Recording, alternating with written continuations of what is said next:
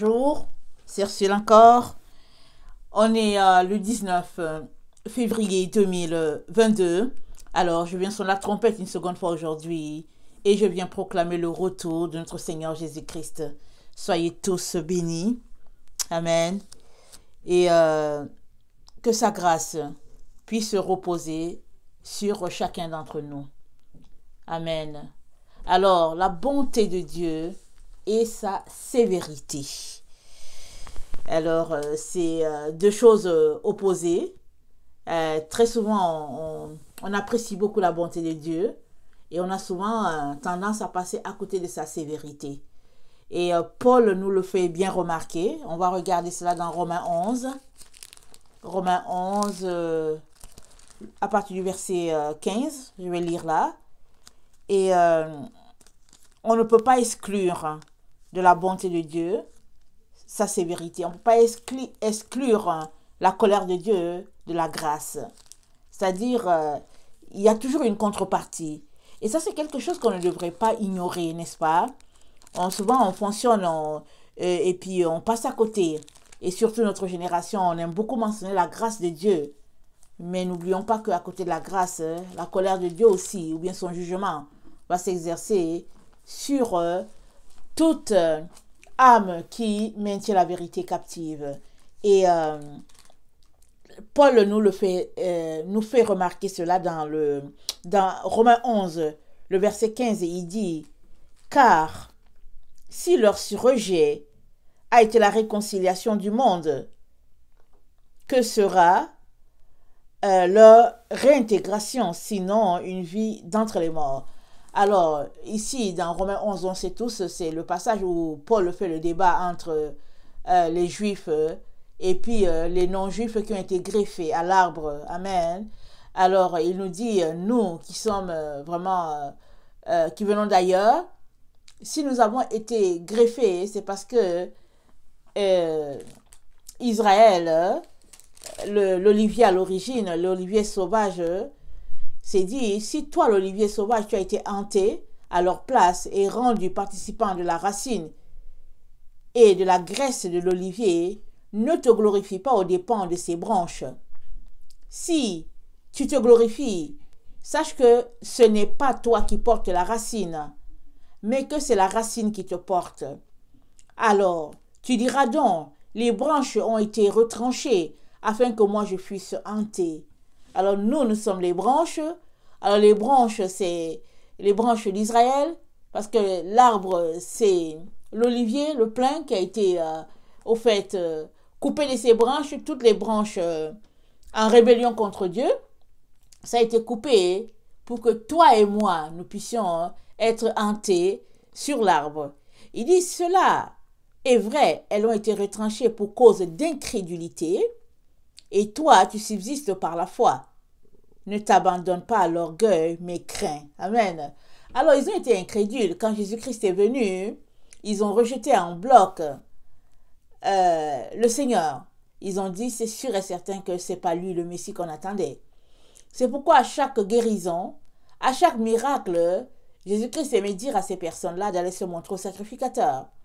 Alors, quand c'est la guérison des lépreux, parce qu'il n'y avait personne qui était capable de guérir la lèpre, alors quand Jésus guérissait les lépreux, il leur disait, allez-y vous montrer, pour que le sacrificateur puisse noter qu'effectivement, il y a eu guérison. Alors, il y a eu guérison d'infirmes, il y a eu délivrance des démons, parce que c'est dit dans leur Torah que quand le Messie viendrait, alors il délivrerait les gens des démons, alors il les guérirait de toute maladie, et il répandrait la lumière de Dieu. Alors, Jésus-Christ voulait que les sacrificateurs puissent prendre en note tout ce qui se passait, comme preuve que il n'y a pas de doute que le Messie, que le Sauveur, ou bien le Fils, que le Fils de Dieu est bien là. Amen. Et ils ont refusé. Ils ont rejeté ça. Alors, Paul nous dit que ils ont été coupés à cause de leur incrédulité.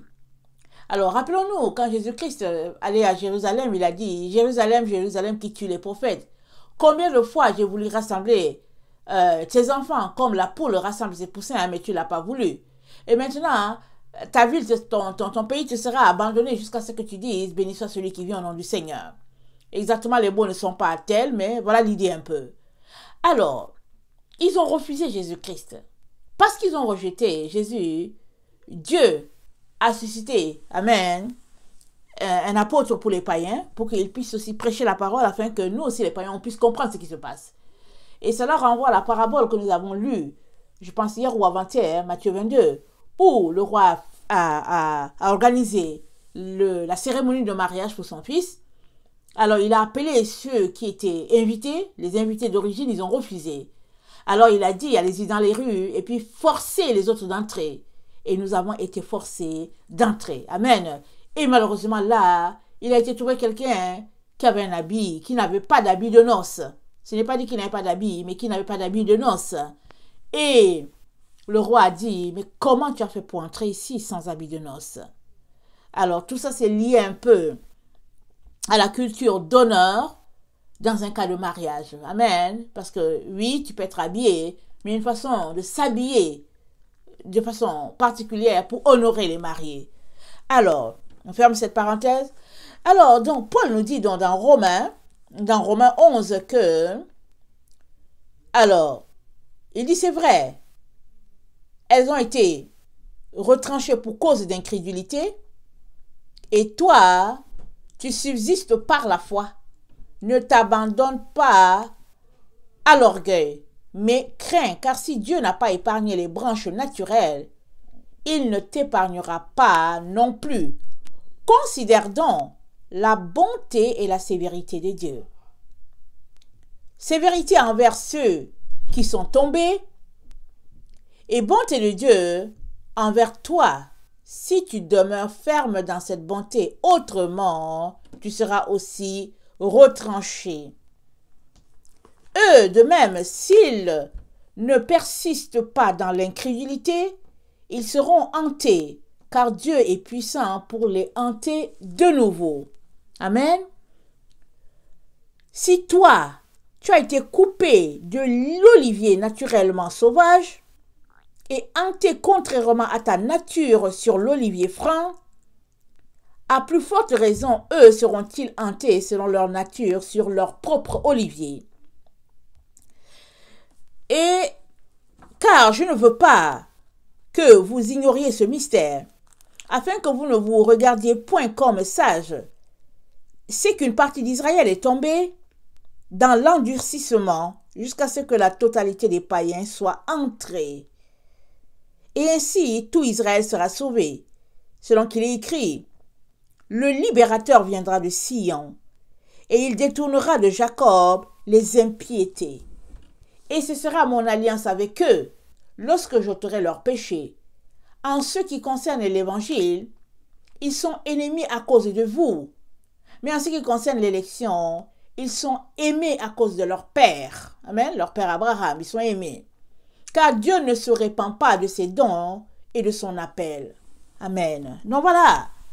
Alors, Israël a été incrédule. Ils ont rejeté celui qui devait venir sauver l'humanité. Et nous avons été hantés. Mais, comment nous comportons-nous? Ça, c'est la question. Et Paul nous dit de considérer la sévérité de Dieu à côté de sa bonté. De considérer. Alors, ce n'est pas exactement le même sujet, mais il y avait quelque temps, il y a quelques jours, j'étais dans une situation un peu triste par rapport à un élément donné. Ok? Et le Seigneur m'a dit, Ursule, ne regarde pas le côté sombre. Regarde plutôt le côté que je te donne de voir. Amen. Parce que tu es triste pour cette situation-ci. Mais regarde, j'ai ouvert tes yeux et tu as vu ce qui se passe. Parce que si je n'avais pas ouvert tes yeux, tu n'aurais pas vu. Mais j'ai ouvert tes yeux et puis tu as vu. Rends grâce à Dieu pour cela. Parce qu'une fois que tes yeux sont ouverts, tu n'es plus dans les ténèbres, tu n'es pas dans l'ignorance. Et tu peux, au fait, tu peux prier et puis tu sais comment prier désormais. Or, quand tu es dans le flou, il n'y a pas plus ténèbres que le flou, n'est-ce pas? Parce que le flou, c'est les ténèbres, c'est l'ignorance. Et puis, Satan, il aime le flou. Là où il y a le flou, Satan est là. Alors que là où il y a la révélation, c'est l'Esprit de Dieu qui est là. Alors, nous avons donc la grâce d'être hantés à Israël. Et Paul nous dit de considérer la bonté de Dieu par rapport à cette situation-là. Tout en ne pas oubliant sa sévérité. Parce que si cette situation de grâce que Dieu nous a accordée a fait de nous des enfants de Dieu, il ne faut pas qu'on oublie que ce qui est arrivé à Israël pourrait aussi nous arriver. Parce qu'Israël a été coupé. Une partie d'Israël a été coupée parce qu'ils étaient incrédules. Alors que Dieu t'accorde la grâce d'être hanté à l'olivier naturel, le véritable olivier qui est Israël, alors profite de cette grâce-là pour marcher d'une manière droite et nickel. Parce que la sévérité de Dieu apportera aussi le jugement. Ce même jugement qui est tombé sur Israël, cela pourrait tomber sur toi et moi. Et on risque d'être coupé. Alors, Paul nous dit dans Romains 11, le verset 20, il dit ceci. Il dit, cela est vrai. Elles ont été retranchées pour cause d'incrédulité par l'un des branches. Et toi, tu subsistes par la foi. Ne t'abandonne pas à l'orgueil, mais crains. Alors, orgueil, c'est dire opinion avantageuse qu'une personne a de sa propre valeur, au dépens de la considération à autrui. Sentiment exagéré de sa propre valeur. Estime excessive de soi qui nous pousse à nous mettre au-dessus des autres. Alors, Dieu dit, voilà ce que l'orgueil est. Il nous dit de faire attention à notre orgueil par la bouche de Paul. Et ce message-là, c'est un message d'appoint. C'est un message d'actualité parce que beaucoup d'enfants sont remplis d'orgueil. Beaucoup d'enfants de Dieu sont remplis d'orgueil. Ils se limitent à la grâce. Ils disent, je suis sauvé par grâce. Par grâce, je suis sauvé. Et ils refusent de se sanctifier. Ils refusent de se purifier. Ils refusent de marcher selon la voie que Dieu veut pour chacun. Ils refusent parce qu'ils disent qu'ils sont sous la grâce. Et Paul dit, attention, attention. La grâce ne devrait pas exclure le jugement de Dieu un jour. La grâce ne devrait pas exclure la sévérité de Dieu. Parce que quand tu sais que il n'y a pas de combine avec Dieu, tu fais très attention pour ne pas mener une vie légère parce que il peut te couper. Et Paul nous dit, recherchez la paix et la sanctification sans laquelle nul ne verra Dieu. Sanctification, c'est quoi? C'est une attitude répugnante à l'égard du péché, peu importe la forme. C'est une attitude de quelqu'un qui se tient droit et qui ne veut pas offenser son Dieu. Et il se purifie. Et il se dépouille des œuvres mortes et puis il revêt les œuvres de l'esprit. Et Paul nous dit de faire attention à l'orgueil. Maintenant, sommes-nous orgueilleux? Je veux dire, oui et oui et oui. Beaucoup d'enfants de Dieu ne sont pas abordables. Beaucoup d'enfants de Dieu sont dans le leur parce qu'ils se croient une classe supérieure, une classe spéciale que Jésus-Christ a aimée par sa mort sur le bois. Ils sont fils du Père. Ils sont enfants de Dieu. Et, enfants de Dieu, ils peuvent pécher. Pourquoi pas? Jésus-Christ est mort pour eux. Ils peuvent pécher. Et ils sont sous la grâce. Mais quel faux enseignement, n'est-ce pas? Parce que si Jésus-Christ n'a pas péché, lui qui est Dieu, lui qui a jugé bon de se tenir droit, à combien plus forte raison, toi et moi, devons-nous nous tenir droit, loin du péché? Ainsi, la grâce serait une véritable grâce pour nous. Mais une grâce qui nous pousse à pécher, ce n'est pas une grâce. C'est de la foutaise vis-à-vis de Dieu, excusez-moi le terme. Alors Paul nous dit d'éviter l'orgueil, mais de craindre. Craindre qui? Craindre Dieu. Parce que c'est lui qui juge. Vous savez, quand Israël a quitté l'Égypte, ils sont partis au désert, il y a beaucoup d'Égyptiens qui les ont suivis. Beaucoup. Alors, quand Moïse est parti sur la montagne pendant 40 jours qu'ils ne l'ont pas vu, il y a un groupe qui s'est révolté. Il paraît que ce sont les Égyptiens qui sont révoltés. Et alors, ils ont commencé à monter le peuple pour dire, mais attendez, il y avait des concombres en Égypte, qu'est-ce qui se passe? Comment se fait-il qu'on ne peut pas manger ici à l'aise, on est au désert? Ils se sont fait une image, n'est-ce pas, de ce Dieu-là. Et après 40 jours, ils n'étaient plus capables de supporter. Ils se sont fait un veau d'or et ils ont amené le peuple à pêcher avec eux. Et la terre s'est ouverte et puis ça a été englouti. Ils ont été tous engloutis. Alors, ils n'ont pas craint Dieu. Comment se fait-il que Dieu les a libérés de l'emprise de Pharaon? Dieu a ouvert la mer, ils sont passés, la mer s'est refermée sur l'armée du Pharaon. Comment se fait-il que là où ils sont, ils n'ont pas pu rentrer en eux-mêmes pour se dire, non, Moïse doit être dans la présence de Dieu. Ok, avant de se faire un veau d'or, pourquoi alors ils ne sont pas partis dans la montagne pour dire allons-y le chercher? Pourquoi? Mais on voit que l'ennemi avait tellement aveuglé leur intelligence que c'était le moment de pêcher. Alors il fallait qu'ils pêchent, Parce que pourquoi? Ils n'avaient pas de crainte de Dieu en eux. La crainte de Dieu, c'est un sentiment de recul devant une situation donnée. Là où Moïse était parti sur la montagne, ça faisait 40 jours. Et puis, les gens n'avaient pas de nouvelles de Moïse. Ils n'ont pas eu une attitude de recul par rapport à la situation. S'ils avaient juste reculé un peu pour dire, attendez, voilà ce que Dieu a fait, voilà ce que Dieu a fait, voilà ce que Dieu a fait, peut-être que Moïse était dans la présence de Dieu, les choses se seraient passées autrement. Mais ils n'ont pas craint. Alors la crainte de Dieu nous pousse à ne pas aller dans une direction donnée. Et je disais que j'avais écouté un Israélite qui disait que craindre Dieu, la crainte, ça a les mêmes syllabes que le mot lion. Alors il disait craindre Dieu, c'est comme si tu apercevais un lion. Vous savez, quand on aperçoit un lion, la première fois qu'on sait qu'on n'attend pas de lion, on sait que l'espace qui est là, il n'y a pas d'animaux là. Alors quand on voit un lion, on a une attitude, on a la chair de poule qui nous traverse, on a un certain froid là qui est là, parce qu'on se dit là où nous sommes, le lion va nous manger ou bien on va se sauver. Alors il dit, c'est comme ça que ça veut dire craindre Dieu. Alors Paul nous dit que en toute chose, nous devons louer Dieu pour sa bonté, mais aussi en toute chose, nous devons faire très très attention parce que la grâce de Dieu n'exclut pas son jugement. La bonté de Dieu n'exclut pas sa sévérité.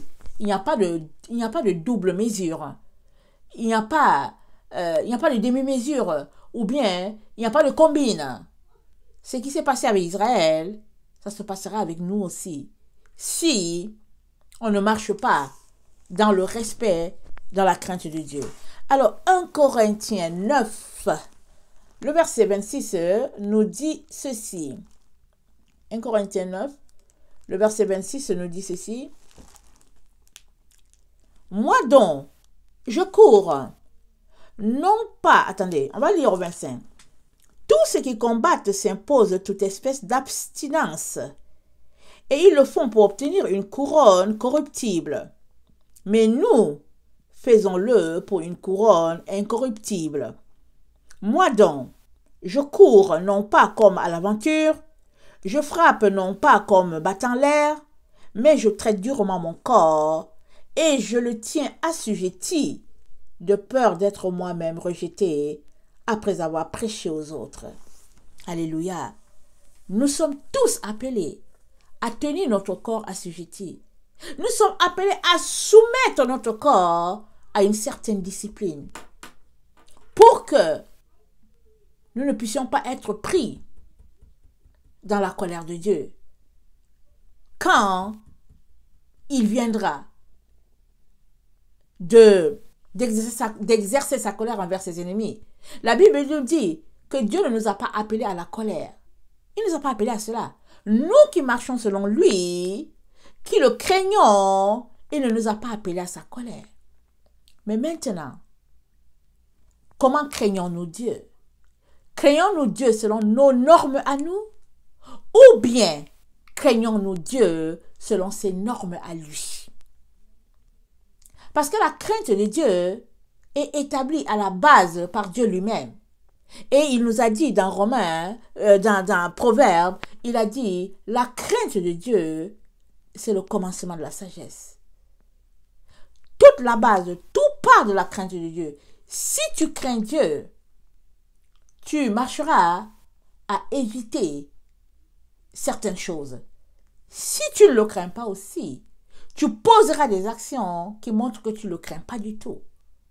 Alors, dans 2 Corinthiens 13, le verset 5, 2 Corinthiens 13, le verset 5, Paul nous dit, « Examinez-vous vous-même pour savoir si vous êtes dans la foi. Éprouvez-vous vous-même. Ne reconnaissez-vous pas que Jésus-Christ est en vous, à moins peut-être que vous ne soyez réprouvés. » Il dit examiner. Paul nous appelle à nous examiner. Chacun doit s'examiner à ce stade où nous nous trouvons. Parce que nous sommes dans le temps de la fin. Chacun doit s'examiner. Est-ce que nous sommes en train de marcher selon Dieu? Est-ce que nous réjouissons le cœur de notre Père? Ou bien sommes-nous tout simplement dans l'illusion totale, marchant en ennemi de la croix, alors que nous pensons que nous sommes en train de marcher en ami? Dans Romains 1, 11, on retourne dans notre texte, dans Romains 11, 18, Dieu nous dit ceci. Romains 11, 18, il nous dit, attendez,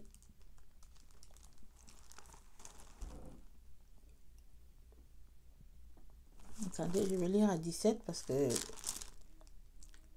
Mais si quelques-unes des branches ont été retranchées, et si toi, qui étais un olivier sauvage, tu as été hanté à leur place et rendu participant de la racine et de la graisse de l'olivier, ne te glorifie pas aux dépens de ces branches. Si tu te glorifies, sache que ce n'est pas toi qui portes les racines, mais que c'est la racine qui te porte. La racine nous porte, mais où se trouve la racine? Elle est où la racine? Elle est où? Allons-y voir Jérémie 33. C'est là-bas que se trouve la racine dans tout ce que Dieu veut faire. Jérémie 33, le verset 14. Dieu nous dit ceci. Il dit, « Voici les jours viennent, dit l'Éternel, où j'accomplirai la bonne parole que j'ai dite sur la maison d'Israël et sur la maison de Juda. En ces jours et en ce temps-là, je ferai éclore à David un germe de justice. Il pratiquera la justice et l'équité dans le pays. En ces jours-là, Juda sera sauvé. Jérusalem aura la sécurité dans sa demeure. Et voici comment on l'appellera l'Éternel notre justice. Car ainsi parle l'Éternel, David ne manquera jamais d'un successeur assis sur le trône de la maison d'Israël. Les sacrificateurs, les Lévites ne manqueront jamais devant moi de successeurs pour offrir des holocaustes, brûler de l'encens avec des offrandes et faire des sacrifices tous les jours. Amen. Ça ne manquera pas. Parce que Dieu a dit quoi? Il a décidé qu'il va faire éclore à David un germe de justice.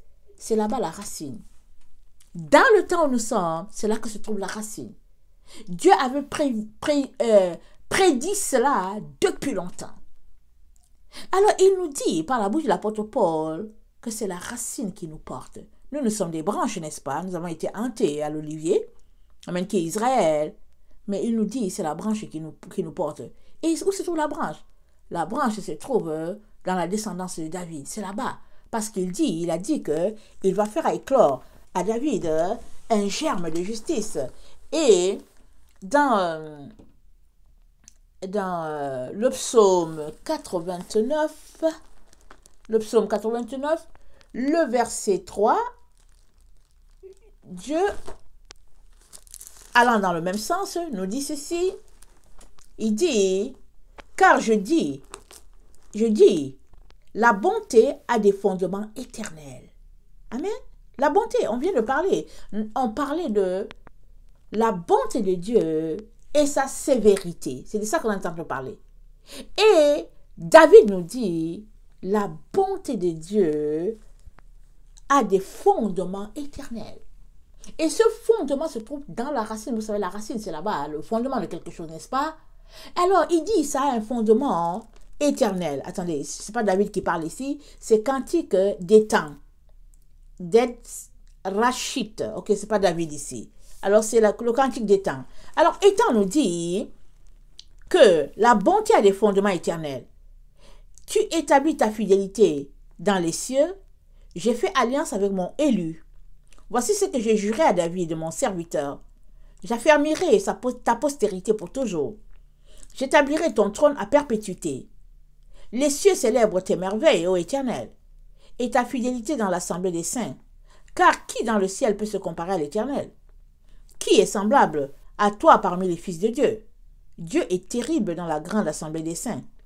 Il est redoutable pour tous ceux qui l'entourent. On va au verset 20. Le verset 20, ça dit, on va le verset 19, car l'Éternel est notre bouclier, le Saint d'Israël est notre roi. Alors tu parlas dans une vision à ton bien-aimé, et tu dis, j'ai prêté mon secours à un héros. J'ai élevé du milieu du peuple un jeune homme. J'ai trouvé David mon serviteur. Je l'ai oint de mon huile sainte. Ma main le soutiendra, et mon bras le fortifiera. L'ennemi ne le surprendra pas, et le méchant ne l'opprimera point. J'écraserai devant lui ses adversaires, et je frapperai ceux qui le haïssent. Ma fidélité et ma bonté seront avec lui, et sa force s'élèvera par mon nom. Je mettrai sa main sur la mer, et sa droite sur les fleuves. Lui, il m'invoquera, tu es mon Père, mon Dieu et le rocher de mon salut. Et moi, je ferai de lui le premier-né, le plus élevé des rois de la terre. Je lui conserverai toujours ma bonté, et mon alliance lui sera fidèle. Je rendrai sa postérité éternelle, et son trône comme les jours des cieux. Amen. Je rendrai sa postérité éternelle. Et Dieu l'a fait à travers Judas, parce que Jésus-Christ est venu par Judas. Amen. Parce que nous savons que David, il vient d'Isaïe, et puis Isaïe vient de la lignée de Judas. Alors Dieu a dit, j'ai choisi. Je ne veux pas retirer à David ma faveur. Cette racine dont Paul parle se trouve dans la lignée de David. Regardons ce que Jésus-Christ dit à l'église de Philadelphie dans Apocalypse 3. Il dit, écrit, Apocalypse 3, le verset 7, il dit, écrit à l'ange de l'église de Philadelphie. Voici ce que dit le Saint, le véritable, celui qui a la clé de David, celui qui ouvre et personne ne fermera, et celui qui ferme et personne n'ouvrira. Jésus-Christ se présente comme celui qui a la clé de David. Jésus-Christ. Il se présente, il dit, voici ce que dit le Saint, le véritable, celui qui a la clé de David. Et on a déjà vu que David, il était centré sur la loi, la parole de Dieu. Alors si le psaume 119 présente vraiment David, vraiment qui aimait les commandements de Dieu. La clé de David est basée sur les commandements de Dieu. Et la clé de David, amen, a été remise à notre Seigneur par sa vie sur la terre. Il a été victorieux et tout. Et le Seigneur nous rappelle que la racine, ça se trouve dans la lignée de David.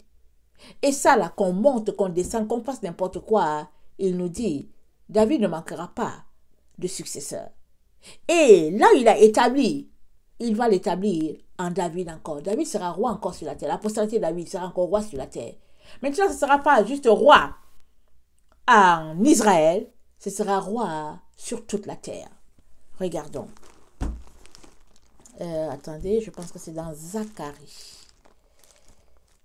Je n'avais pas noté, mais je pense que le texte que je viens, c'est dans Zacharie. Ok. Dans Zacharie.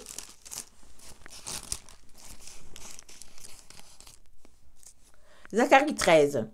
En ce jour-là, Une source sera ouverte pour la maison de David et les habitants de Jérusalem, pour le péché et pour l'impureté. En ce jour-là, dit l'Éternel des armées, j'exterminerai du pays les noms des idoles, afin qu'on ne s'en souvienne plus. J'ôterai aussi du pays les prophètes et les esprits d'impureté. Si quelqu'un prophétise encore, son père et sa mère qui l'ont engendré lui diront, tu ne vivras pas, car tu dis des mensonges au nom de l'Éternel. Et son père et sa mère, qui l'ont engendré, le transperceront, quand il prophétisera. En ce jour-là, les prophètes rougiront de leur vision, quand ils prophétiseront, et ils ne revêtiront plus un manteau de poil pour mentir. Chacun d'eux dira, je ne suis pas prophète, je suis laboureur, car on m'a acheté dès ma jeunesse. Et si on lui demande d'où viennent ces blessures que tu as aux mains, il répondra, c'est dans la maison de ceux qui m'aimaient, que je les ai reçus. Alors, Dieu est en train de dire, par la maison de David, il va faire une œuvre extraordinaire sur la terre. Alors, dans toujours Zacharie 12, le verset 10, Dieu dit, alors, je répandrai sur la maison de David et sur les habitants de Jérusalem un esprit de grâce, de supplication, et ils tourneront les regards vers moi, celui qui l'ont percé. Ils pleureront sur lui comme on pleure sur un fils unique. Ils pleureront amèrement sur lui comme on pleure sur un premier-né. En ce jour-là, le deuil sera grand à Jérusalem, comme le deuil d'Adrimon dans la vallée de Megiddo. Le pays sera dans le deuil, chaque famille séparément. La famille de la maison de David séparément, et les femmes à part. La famille de la maison de Nathan séparément, et les femmes à part. La famille de la maison de Lévi séparément, et les femmes à part. La famille de Chiméé séparément, et les femmes à part. Toutes les autres familles, chaque famille séparément, et les femmes à part. Donc, il y a des choses qui sont établies.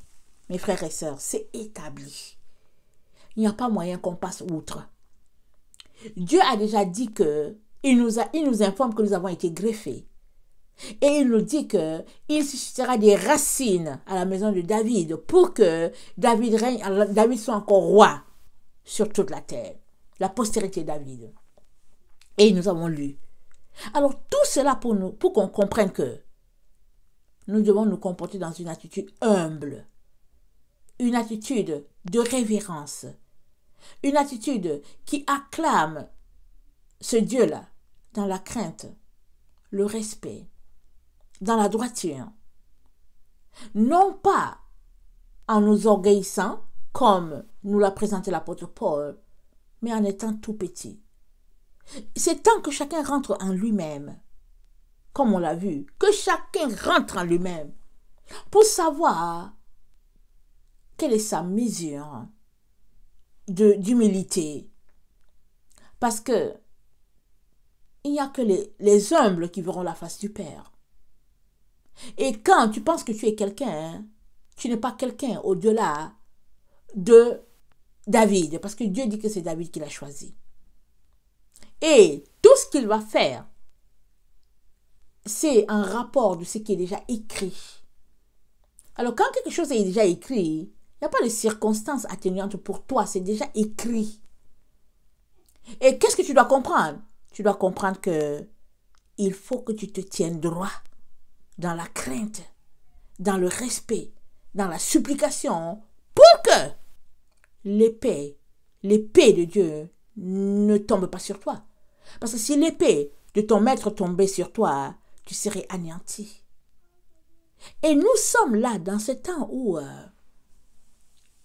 la séparation est en train de se faire entre les vrais enfants du Père et les autres qui sont en balade, entre les brebis et les boucs, entre les bons grains et les mauvais. La séparation est en train de se faire. Alors, quand c'est comme ça, quelqu'un qui craint Dieu, qu'est-ce qu'il fait? Il se dit, oh Seigneur, pardon, je ne veux pas être coupé, s'il te plaît Seigneur. Et puis il range sa vie. Mais si tu veux aussi vivre la vie qui est celle de notre génération, où, entre guillemets, on s'en fout, excusez-moi le terme, on s'en fout, alors on écopera aussi. Parce que Dieu nous dit qu'il n'y a pas de circonstances atténuantes. Ce qui est arrivé à Israël arrivera aussi à toute personne remplie de rébellion. Je viens nous encourager mes frères, je viens nous encourager mes sœurs, vraiment à rentrer en nous-mêmes et à voir quelle est la part que Dieu a en réserve. Amen. Pour nous. Amen. On sait que c'est une part extraordinaire, il nous l'a dit. Mais nous pouvons passer à côté par notre comportement de désobéissance, par notre comportement de mépris. Et je viens nous encourager à ne pas justement nous comporter dans une désinvolture totale, comme si la grâce que le Seigneur nous a donnée nous pousse comment on appelle ça? La grâce, comme si la grâce nous donne la permission de pécher. Non, non, non. Paul nous dit c'est pas ça. Et je vais terminer avec Ézéchiel 18 qui dit, c'est pourquoi je vous jugerai chacun selon ses voies. Maison d'Israël, dit le Seigneur l'Éternel. Revenez et détournez-vous de toutes vos transgressions, afin que l'iniquité ne cause pas votre ruine. Rejetez loin de vous toutes les transgressions par lesquelles vous avez péché. Faites-vous un cœur nouveau et un esprit nouveau. Pourquoi mourriez-vous, maison d'Israël? Car je ne désire pas la mort de celui qui meurt, dit le Seigneur l'Éternel. Convertissez-vous donc et vivez. Amen. Le Seigneur ne désire pas notre mort. Quand il dit maison d'Israël, il parle à chacun de ses enfants. Il ne veut pas notre mort. Il veut que nous revenions de nos voies parce qu'il nous jugera selon nos voies. Quelles sont tes voies, mon frère? Ma sœur, c'est quoi tes voies? Change-les. Crains l'Éternel et change-les. Afin que nous puissions voir sa face un jour. Amen. Et vivre dans sa présence éternellement. Il l'a dit et la chose va arriver. Il est important de s'arrêter et de craindre. Amen. Que le Seigneur bénisse sa parole. Je vous aime beaucoup et Dieu davantage. Maranatha, Jésus revient. Amen et amen. Alléluia. Soyez bénis.